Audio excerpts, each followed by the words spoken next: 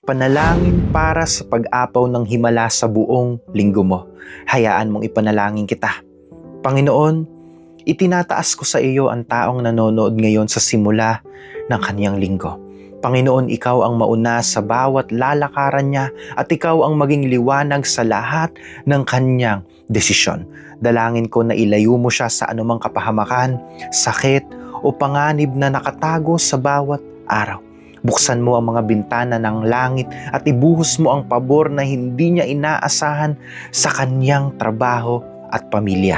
In the mighty name of Jesus, Panginoon, bigyan mo siya ng pusong matatag at isipang payapa kahit anong bagyo ang dumating sa kanyang buhay. Ipadama mo sa kanya, Panginoon, na sa bawat Lunes hanggang Linggo, ikaw ang kanyang kasama at hindi siya mabibigo. Ipinapahayag ko ang tagumpay, saganang biyaya at proteksyong banal na hinding-hindi lilisan sa kanya. Maraming salamat, Panginoon. Ito po ang aming panalangin sa pangalan ni Jesus. Amen.